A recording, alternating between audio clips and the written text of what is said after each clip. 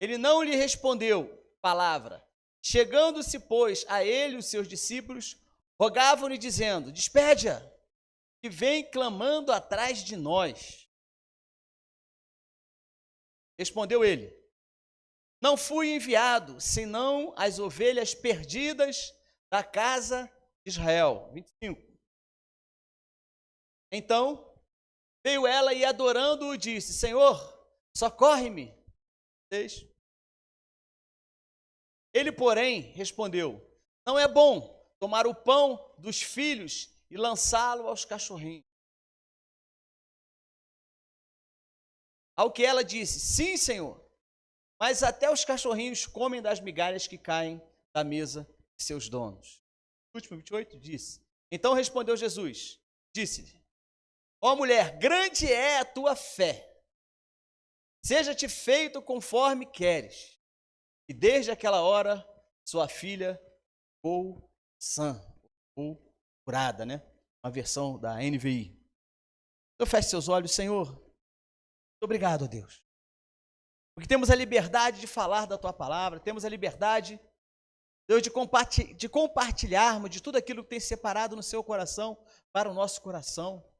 Usa, Senhor, a boca do pregador, mas que o teu Espírito Santo possa estar trazendo ao nosso entendimento, trazendo ao nosso interior, trazendo a vida de cada um daquele que está nos ouvindo, está nos assistindo. Pai, que haja sobre a vida de cada um desses a manifestação preciosa e gloriosa do teu Espírito Santo, para que a sua palavra seja entendida, compreendida e aplicada no nosso dia a dia. Por isso nós pedimos isso a ti, fortalece-nos, reveste-nos, Deus, da tua unção e fala ao nosso coração. Nos assentamos aos teus pés para ouvir de ti nessa noite. Em nome de Jesus, você diz comigo, amém. Glória a Deus, igreja. Vamos lá, estamos falando aí toda terça-feira, algumas, praticamente 2 meses atrás, falaremos um pouquinho mais adiante, sobre os milagres de Deus, sobre os milagres de Jesus durante a sua permanência aqui de 3 anos, ensinando aos seus discípulos, fazendo milagres na Cesareia, Judeia, Cafarnaum, agora, você vai ver agora também ele fazendo, ali na própria Cesareia. Então você vai ver que os milagres de Deus, eles acontecem, mas o milagre em si é ótimo, é belo, é extraordinário. Mas ao redor desse milagre existe todo um ensino, existe toda uma técnica de ensino que Jesus usou para poder ir preparando os seus discípulos, para quando ele fosse, os discípulos continuassem essa obra. O que Jesus sempre fez e faz foi aproveitar esses acontecimentos, ou os acontecimentos do cotidiano, para ir preparando os seus discípulos para algo que seria muito maior do que eles imaginavam.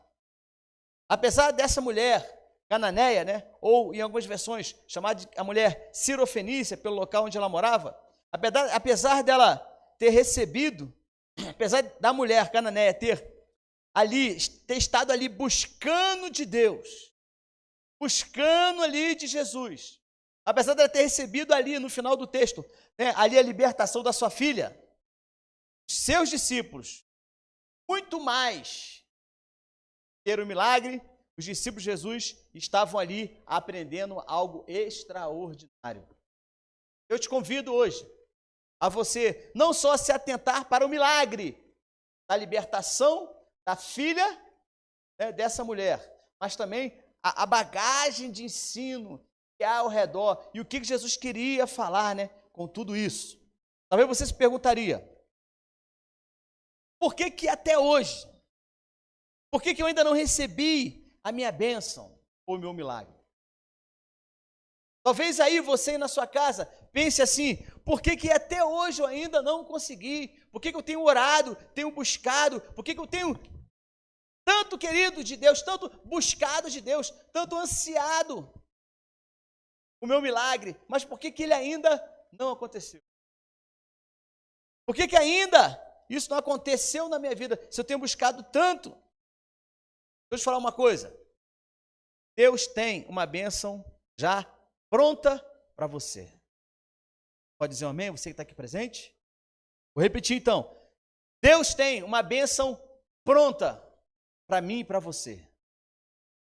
Você crê nisso? Você que está em casa, crê nisso? Vou repetir. Deus tem uma bênção pronta para mim e para você. Eu ouso dizer mais. As bênçãos de Deus estão todas prontas. Os milagres de Jesus já estão todos disponibilizados para mim e para você. Então, observa bem. Deus não está preparando a sua bênção. Ela já existe. O que na realidade Deus está fazendo é preparando você para receber a sua bênção. Eu vou repetir, a sua bênção, ela já existe. Deus não está produzindo ela ou fabricando ela num dia que Ele resolva te abençoar, não. Ela já existe, toda sorte de bênção nas regiões celestiais já existem, prontas, preparadas para você, para ir para a sua casa, para a sua família, para os seus negócios, para a sua saúde. Agora, o que Deus está fazendo sempre é preparando você para que a bênção dele chegue.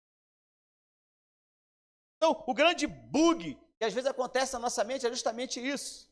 É não compreender que Jesus, que Deus, assim como esse exemplo, Ele está preparando tudo para que a bênção chegue. Então, a realidade é que não é a bênção que Ele está organizando no céu. Resolveu separar no céu uma bênção para você. A realidade é que a bênção, a palavra de bênção, as manifestações, a ação do Espírito Santo, né, seja em que área for, ela já existe e está disponibilizada para nós. Agora, a grande interrogação é, você está pronto para receber? Porque entenda, quando Jesus, ele abençoava sempre muito, a bênção dele era muito maior, não era só um milagre em si. Ao redor do milagre, como eu falei, existia toda uma bagagem de conhecimento, de entendimento que ele estava passando para os seus discípulos. Entenda uma coisa, não se trata do que Deus tem que fazer. Não se trata do que Deus precisa fazer para abençoar a sua vida. Não se trata de como Deus tem que se organizar, né? Como se nós pudéssemos determinar isso para Deus. Mas não importa como que Deus vai fazer. A gente fica achando assim, né? Que, bom, Deus está organizando. Não se trata do que Deus tem que fazer. Se trata muito mais do que você tem que fazer.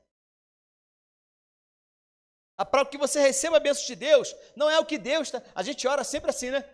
Ah, Deus manda meu milagre, ah, Deus traz libertação, traz cura, ó, Deus traz emprego, ó, Deus traz prosperidade, traz isso, traz aquilo. Ei, deixa eu te falar uma coisa, Deus já tem tudo isso disponibilizado para mim e para você. Mas no fundo, o que Ele está dizendo é, você que tem que se chegar a essas bênçãos. Não é o que Deus tem que fazer, é o que você tem que fazer para chegar até ela. E o verso 21 diz, né? Saindo daquele lugar, Jesus retirou-se para a região Tiro e Sidom. As cidades, né, da Fenícia, que era uma província da Síria, né, que era a região onde estava Tiro e Sidom, representava para os judeus do tempo de Jesus a expressão máxima de cultos a outros deuses. Então, deixa eu ser bem claro para você. Jesus pega os seus discípulos, caminha para o Cafarnaum, Galiléia, Judéia, Jerusalém e vai fazendo a obra dele, vai fazendo os milagres. Mas de repente, Jesus tem sabe o que ele faz? Ele chama os seus discípulos para ir para essa região, onde ficava Tiro e Sidom. Que era um local, uma das cidades, eram duas das cidades da Fenícia, ficava na província da Síria. Por isso essa mulher, em muitos momentos, em algumas versões bíblicas, é chamada da mulher Ciro-Fenícia, porque ela era daquela região. Então Jesus, ele pega e ele leva os seus discípulos para uma região, para um local.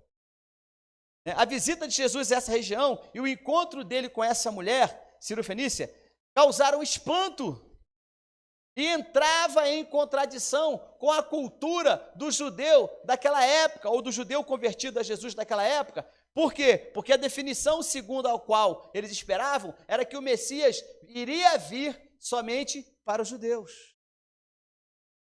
E o que Jesus faz? Ele pega os dois discípulos e ele sai das cidades, né? ele sai do local onde tinha judeus, e ele vai para essa cidade, e quando chega lá em Tiro, quando chega lá próximo de Sidom, né, nessa cidade, ele tem um encontro com essa mulher, e os discípulos certamente ficaram indagando: Jesus, nós vamos para fora da região.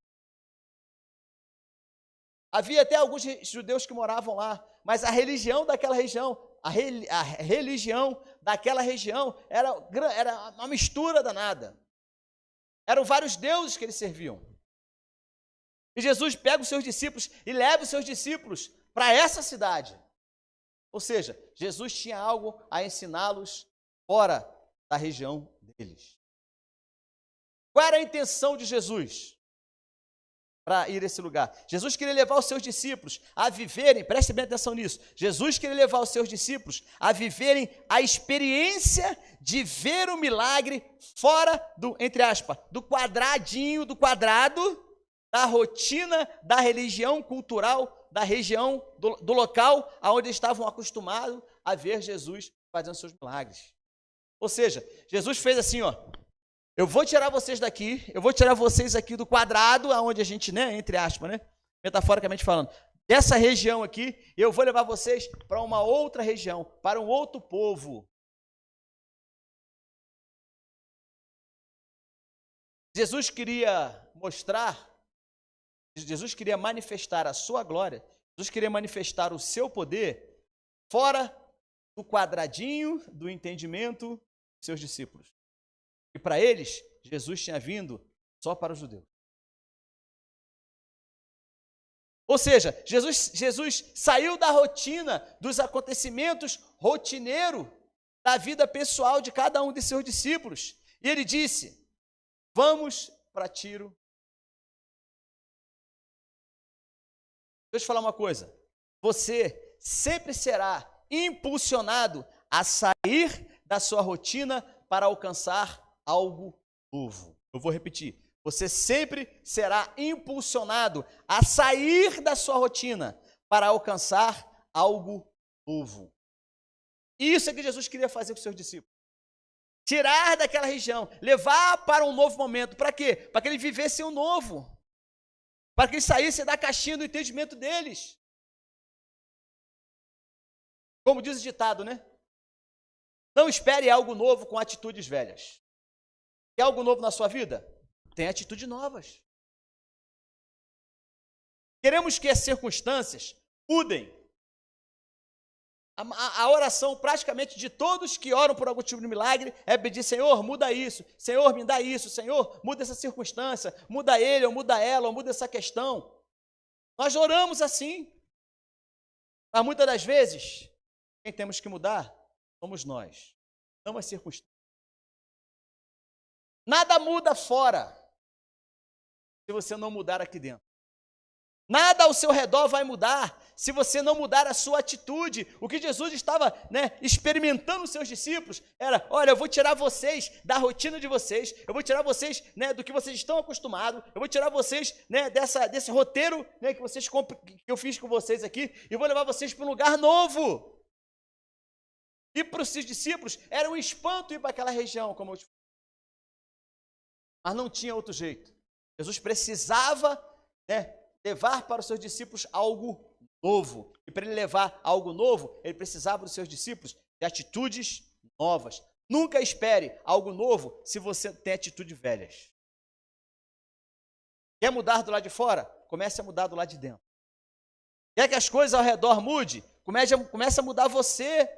Em Romanos 12:2, quando a Bíblia nos fala: não se acostume, não se amoldem ao padrão deste mundo, mas transforme-se, ou renove-se, transforme-se pela renovação da sua mente. O que esse texto quer dizer para nós? Que você deve viver o novo aonde? Dentro de você. Dentro da sua mente, dentro do seu entendimento. Posso ouvir um amém? Uma mulher cananeia, no verso 22, natural dali, veio até Jesus gritando. Gente, se o texto está falando que ela veio gritando, é porque ela veio gritando. Senhor, filho de Davi, versículo 22, tem misericórdia de mim, minha filha está endemoniada e está sofrendo muito. Observa bem. Entra agora, né, no quadro do entendimento.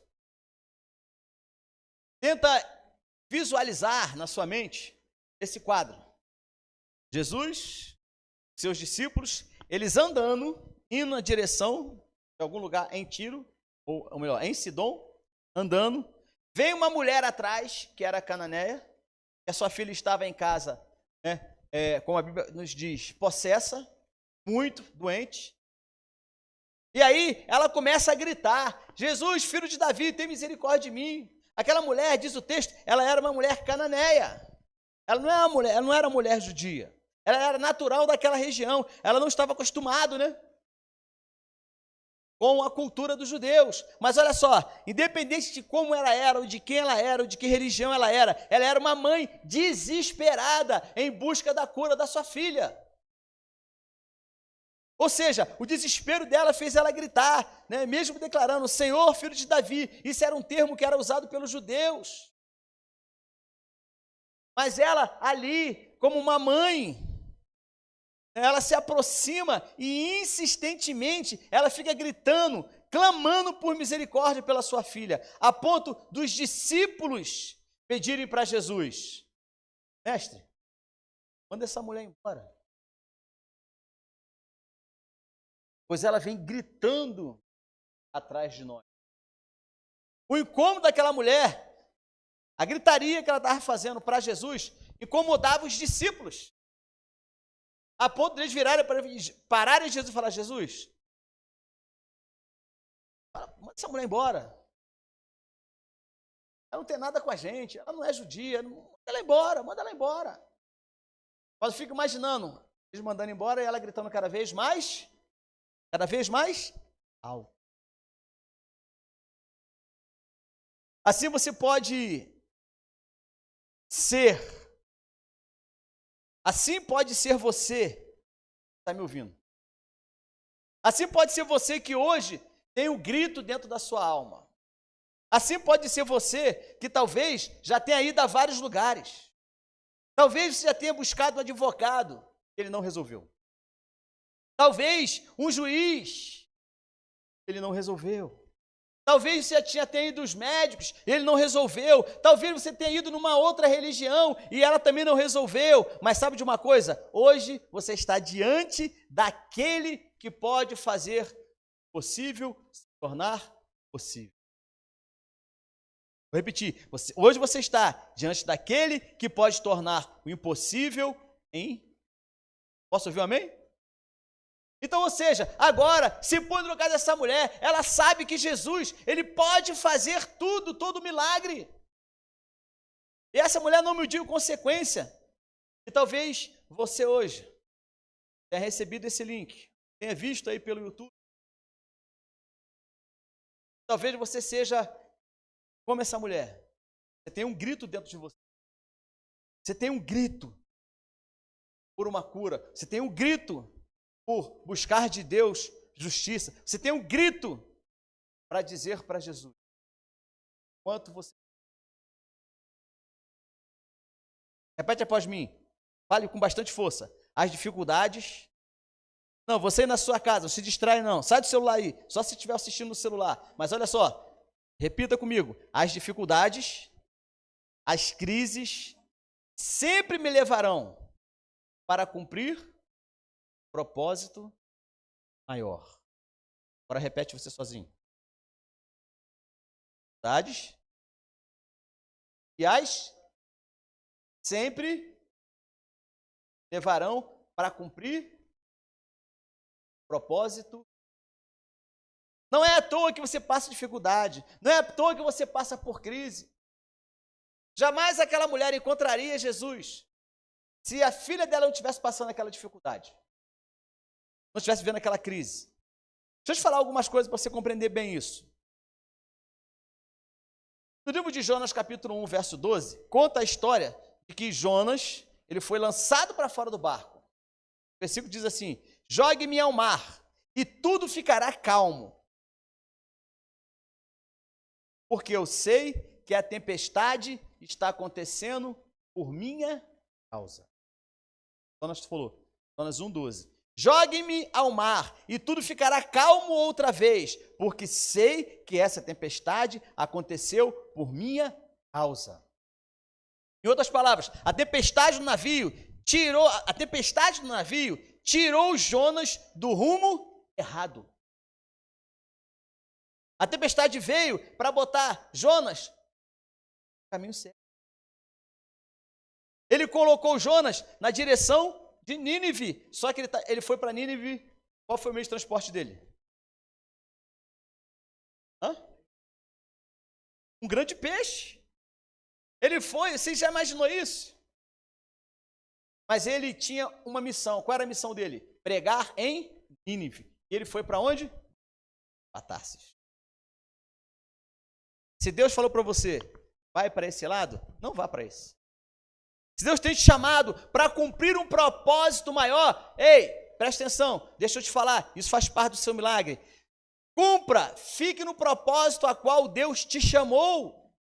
Por que muitas tempestades vêm na nossa vida, assim como veio na vida de Jonas? Porque a tempestade abateu, ou estava abatendo o navio, sabe para quê? Para que Jonas saísse de lá e fosse para o caminho certo. Então, existem tempestades que muitas das vezes vêm na nossa vida, sabe para quê? Para tirar você de um caminho e botar você no caminho certo. Para quê? Para cumprir um propósito maior. No livro de Atos, capítulo 14, 19 a 21, diz assim: então, alguns judeus chegaram a Antioquia e Icônio e mudaram o ânimo das multidões. Olha o que aconteceu com Paulo. Apedrejaram Paulo e o arrastaram para fora da cidade. Pensando que estivesse morto, os seus discípulos se ajuntaram ao redor dele. Ele se levantou e voltou para a cidade. No dia seguinte, ele e Barnabé partiram para Derbe.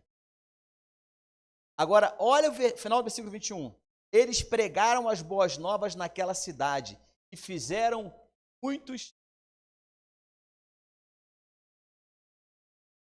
Deus permitiu que Paulo apanhasse, diz o texto aqui, sofresse perseguição. Sabe para quê? Para ele ir para Derbe. E quando ele chegou a Derbe, o que aconteceu? Eles pregaram as boas novas, e naquela cidade eles fizeram muitos. Então, o sofrimento que Paulo estava passando foi para tirar ele da cidade de Listra e Icônio, de Antioquia e de Icônio, para colocar ele na direção de Derbe. Porque Deus tinha um propósito em Derbe. Mais um exemplo, João 9, de 1 a 3, fala assim: ao passar, Jesus viu um cego de nascença. Seus discípulos lhe perguntaram: mestre, quem pecou? Esse homem ou os seus pais, Então, o que os discípulos estavam querendo? Eles estavam querendo, era achar uma justificativa do sofrimento daquele cego, dizendo para Jesus: mestre, ele está assim, ou porque ele pecou, ou porque o pai dele pecou. São nossas argumentações, Mas olha que interessante, Jesus respondeu: nem ele e nem os seus pais pecaram, mas isso aconteceu para quê? Olha, depois você vê na sua Bíblia. Isso aconteceu para que a obra de Deus se manifestasse na vida dele. Então, para pensar um pouquinho. Existia um propósito maior. Não era porque ele pecou, nem porque os seus pais pecaram. É porque Deus tinha um propósito maior. Deus tinha um propósito maior para que Paulo fosse para Derbe. Deus tinha um propósito maior para que Jonas fosse para Nínive. Então, deixa eu te falar uma coisa. Você quer receber seu milagre? Fique debaixo do propósito maior de Deus.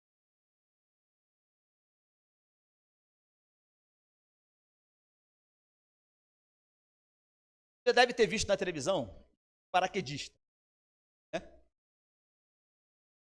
Olha que interessante. O paraquedista, ele, ao saltar de um avião, ele tem um objetivo. Qual o objetivo? Guiar o seu paraquedas. Então, deve ter visto lá, ele salta lá do avião. E ele tem um objetivo, qual é? Guiar o seu paraquedas.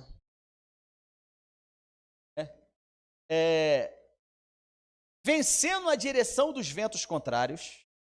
Ano passado eu falei sobre ventos contrários. Até aterrissar na área de pouso. Então vamos lá.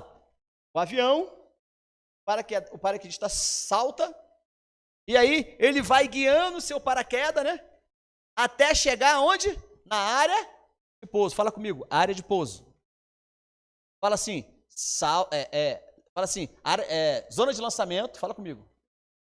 E zona de pouso.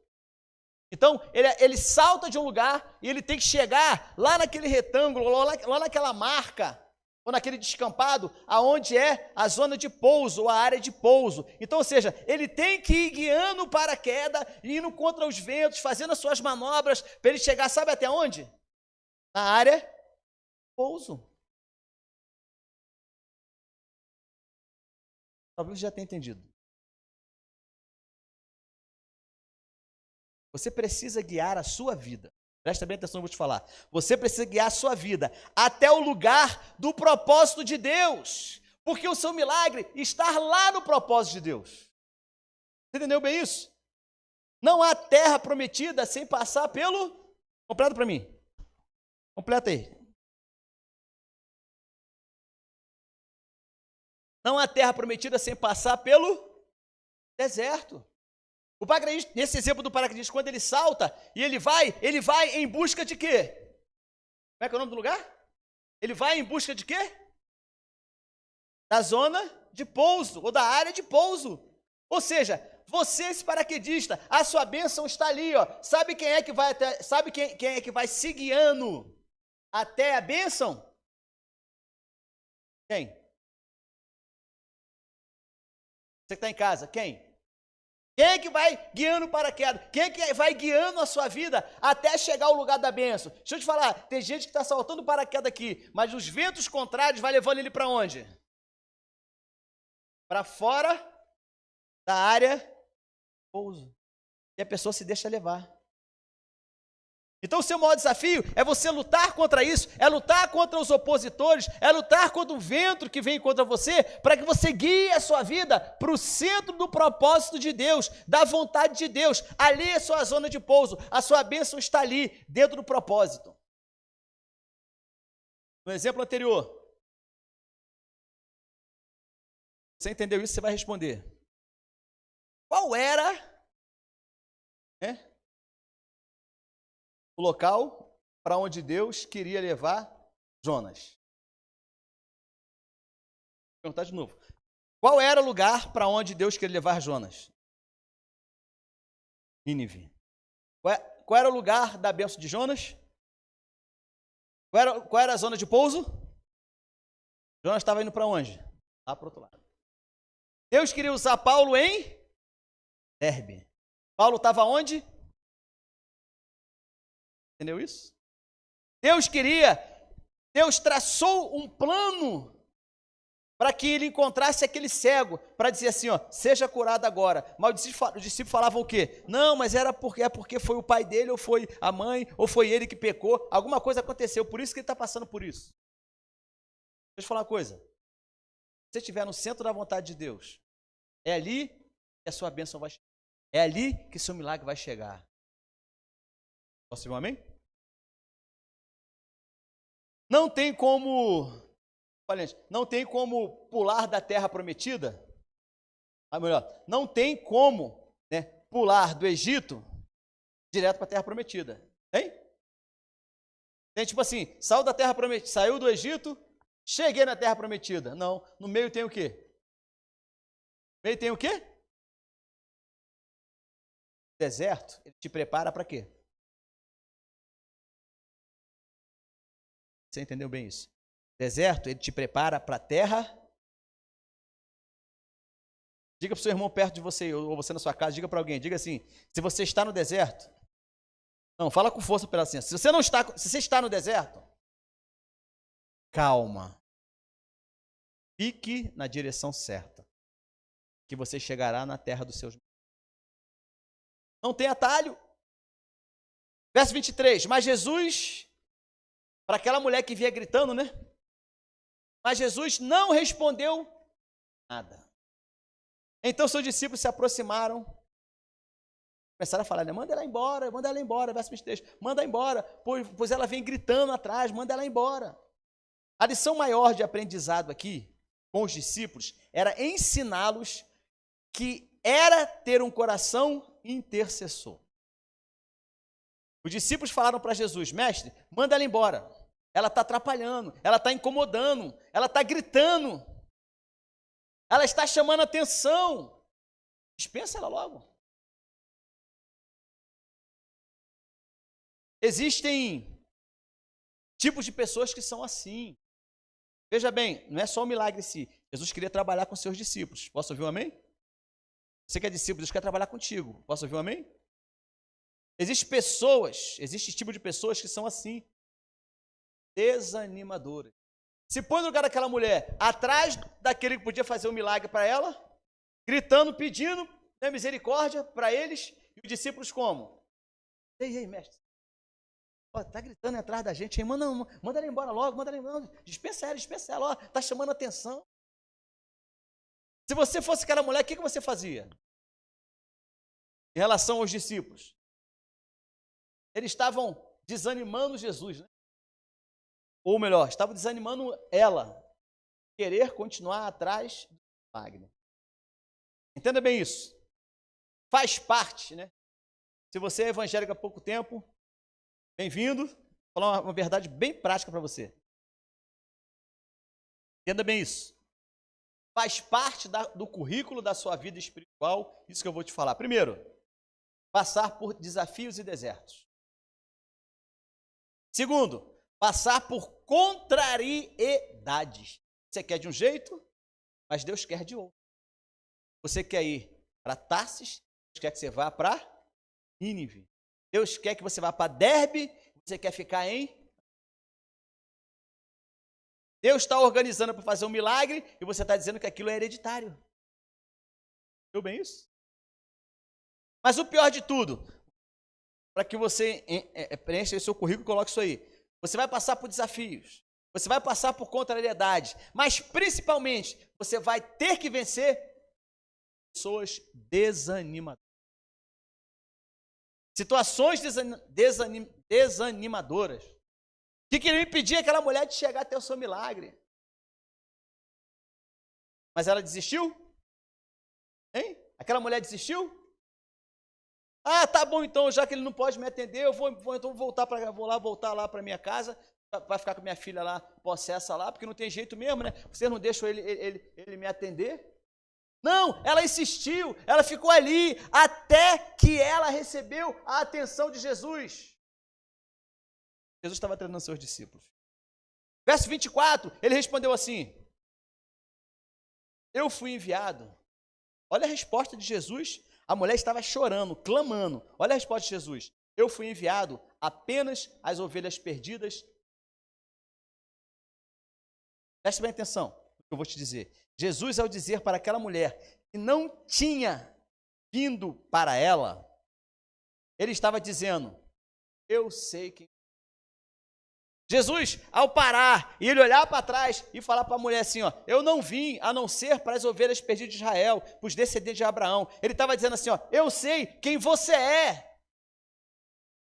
Sem falar nada com ela. Quando ele fala isso, ele estava dizendo, né, nas entrelinhas, mulher, eu sei quem você é. Eu sei o que você está passando.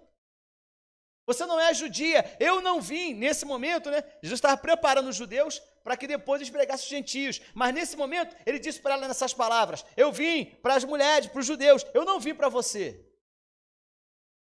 Em outras palavras, eu sei quem você é. Você é uma cananeia. Você é uma cirofenícia. Eu sei quem você é.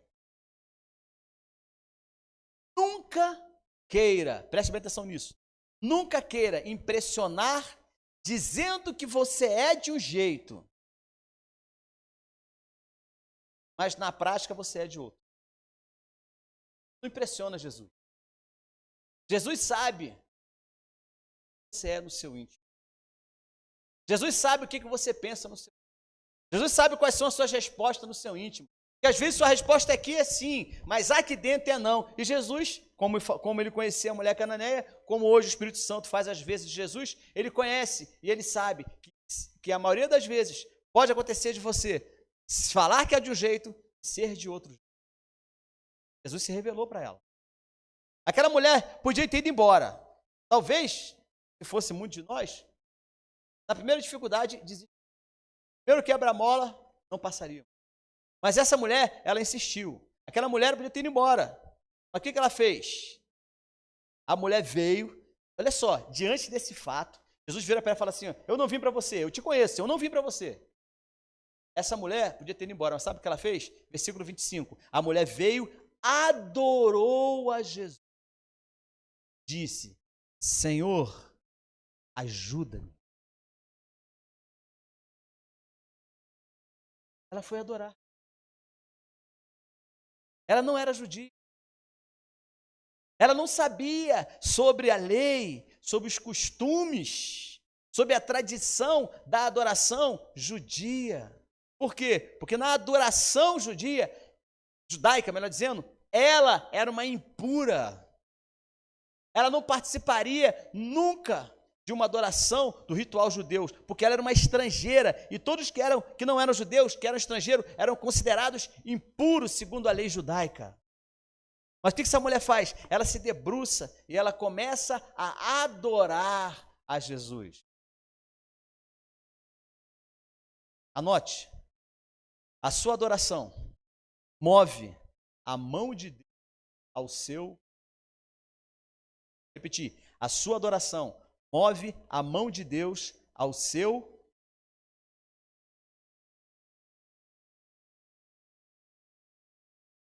Olha isso.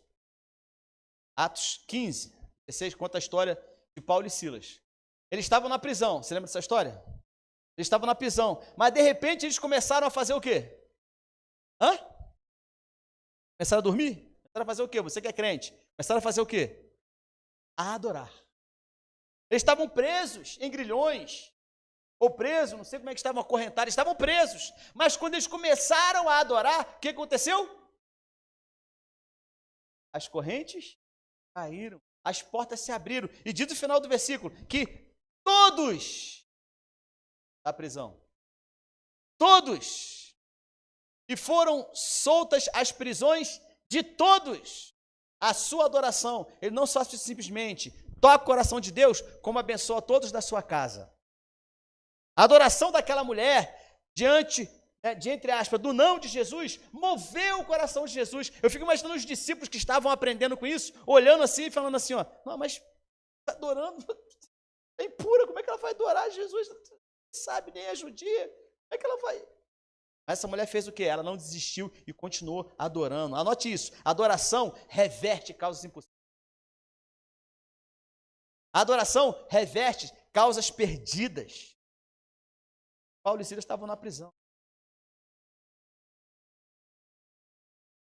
A adoração aproxima você do seu milagre. Interessante, né, aquela música que tem da Cassiane, né? Então louve, simplesmente louve, tá chorando, louve. Lembra desse slogan? Lembra? De alguns aí que estão me vendo? Não importa a circunstância, você adora a Deus. Está com saúde? Adora. Está sem saúde? Adora. Está com dinheiro? Adora. Está sem dinheiro? Adora. Está em crise? Adora. Está na tempestade? Adora. Está preso? Paulo e Silas, preso na prisão? Adora. A adoração aproxima você do seu milagre. Verso 26, Jesus respondeu. Olha que eu fico imaginando os discípulos aprendendo, né? Ele olha, a mulher está aqui em adoração, ajoelhada diante dele, adorando ele. Ele fala assim para a mulher, é certo. Jesus falando nesse tom, mais ou menos. É certo.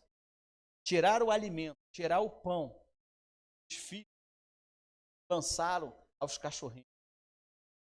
Talvez tenha sido uma forma carinhosa dele falar, né? Mas o que ele quis dizer com isso? Olha, eu tenho muito milagre, sou o autor dos milagres. Posso tirar dos judeus e dar para você. Ainda não é o momento. Diria isso aí depois, né? Ainda não era o momento. Jesus disse que não daria aos cachorrinhos o que era dos seus donos. Mas olha a resposta dessa mulher. Disse ela, porém, sim, Senhor, mas até os cachorrinhos comem das migalhas que caem da mesa. Como nós estamos numa cultura oriental, né? Nós imaginamos o quê? Aquela mesa, igual a nossa mesa grandona. Você que tem cachorro em casa sabe como é que funciona. Você está sentado ali, o cachorro senta do seu lado ali, e ele começa a te olhar, ele sabe que aquela comida não é para ele, mas ele fica ali na ansiedade de quê? Ou de que caia alguma coisa, ou de que você dê para ele um pedacinho de alguma coisa, né? Assim, e ele fica ali, e ele fica te olhando, ó, olhando para cima, e ele fica ali te olhando, esperando que caia alguma coisa. Olha que sensacional isso, gente. Essa mulher, extraordinariamente, deu a entender para Jesus que ela não queria o alimento principal. Essa mulher, com essas palavras, dizendo assim, não, Jesus, eu não quero o alimento principal, eu quero só umas migalhinhas. Sabe por que ela falou isso? Porque ela disse assim, no entendimento, na forma como os discípulos entenderam e como Jesus entendeu. Ela falou assim, olha, eu não quero melhor, eu sou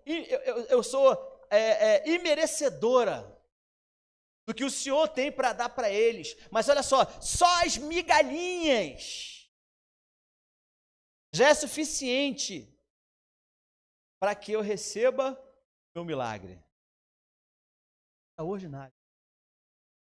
Sabe por quê? Ela era o quê? Imerecedora. Concorda comigo? Viu bem a história. Ela era imerecedora.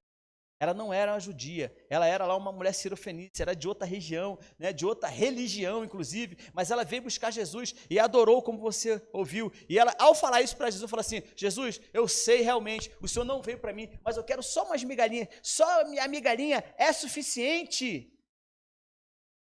Milagre.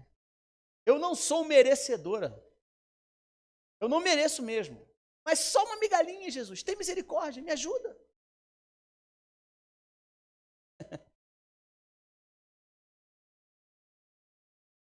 Ela de joelho, estava em adoração. Em outras palavras, ela falou assim, ó, eu não mereço.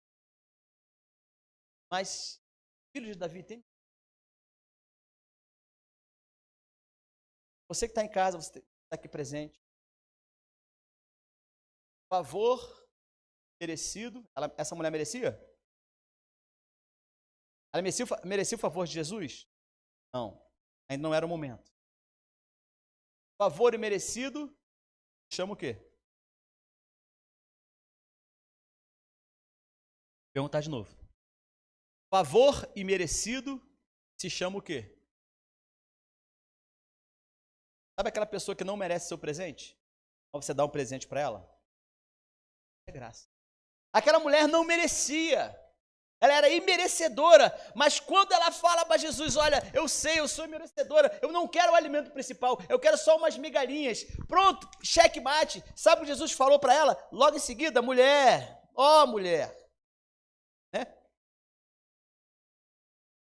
28, mulher, grande é a sua fé.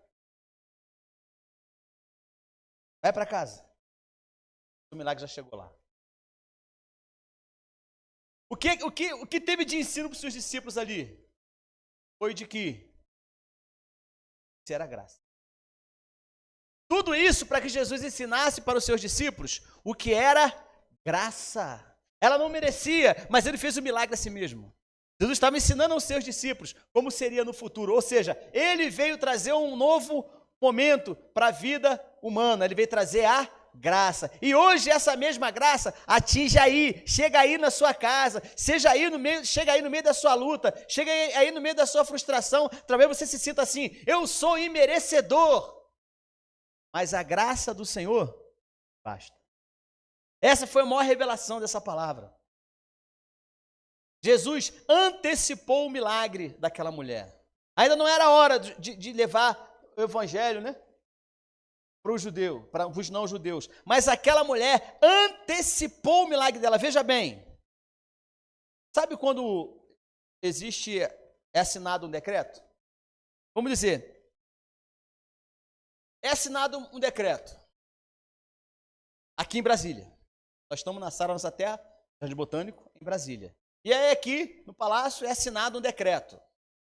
Quando o presidente acaba de assinar aquele documento, ele tem validade aonde? Em todo o território nacional. E todos os brasileiros que estão fora do Brasil, esse decreto que ele acabou de assinar também serve para aquele que está longe do seu país. Compreenda bem isso. Estamos fechando. Jesus, ao falar para aquela mulher, vai, seja feito como você quer. Jesus estava dando uma ordem com essas palavras. No mundo espiritual, um decreto estava sendo assinado.